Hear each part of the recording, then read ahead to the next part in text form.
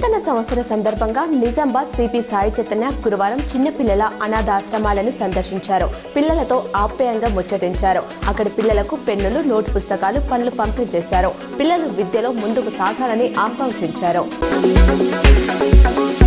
నిజామాబాద్ జిల్లాలోని పలు ప్రాంతాలు చలితో పొగమంచు కమ్ముకుంది. సూర్యుడు ఉదయం 9 గంటల వరకు సూర్యుడు బయటకు రాలేడు. చలికి భయపడి బయటకు వెళ్లాలంటే జనాలు జంకుతున్నారు. నూతన సంవత్సర వివాహ దినోత్సవం సందర్భంగా జూబ్లీహిల్స్ హనుమాన్ ఆలయం శివాలయాలను మాజీ మంత్రి బాల్కొండ ఎమ్మెల్యే ప్రశాంత్ రెడ్డి దర్శించుకుని ప్రత్యేక పూజలు చేశారు.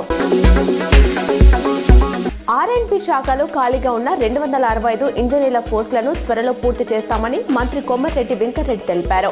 ఫీల్డ్లో ఉండే ఏఈలకు ల్యాప్టాప్లు అందజేస్తామని చెప్పారు. పెండింగ్ లో ఉన్న సీనియారిటీ సమస్యలను పరిష్కరిస్తామని పేర్కొన్నారు.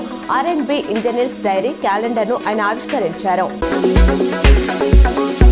అసెంబ్లీలో పాలమూరు ప్రాజెక్టు అంశం చర్చకు వస్తే కేసీఆర్ బీఆర్ఎస్ ను నిలదీసేలా అధికార పక్షాన్ని సీఎం రేవంత్ సన్నద్ధం చేశారు. విపక్షాన్ని చర్చకు ఆహ్వానిస్తూనే సభలో తాము ఎలా స్పందిస్తామనే క్లారిటీ ఇచ్చారు.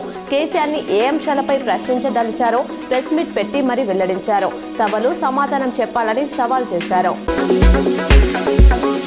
శబరిమల బంగారం చోరీ కేసులో సిబిఐ దర్యాప్తు డిమాండ్లను కేరళ సీఎం విజయన్ తోసిపుచ్చారు. ఎస్ఐటీ దర్యాప్తు సంతృప్తికరంగా జరుగుతుందన్నారు. సాక్ష్యాల ఆధారంగా ఎవరినైనా విచారణకు పిలవచ్చన్నారు. ఈ కేసులో అరెస్ట్ అయి జైలులో ఉన్న ప్రధాన నిందితుడు ఉన్నికృష్ణన్ పొట్టి, మరో జ్యువెలరీ కాంగ్రెస్ ఎంపీలు అదూర్ ప్రకాష్, ఆంటోనీ కట్టుదిట్టమైన భద్రతలో ఉండే కాంగ్రెస్ అగ్రనేత సోనియాతో సన్నిహితంగా ఉండడంపై అనుమానం వ్యక్తం చేశారు.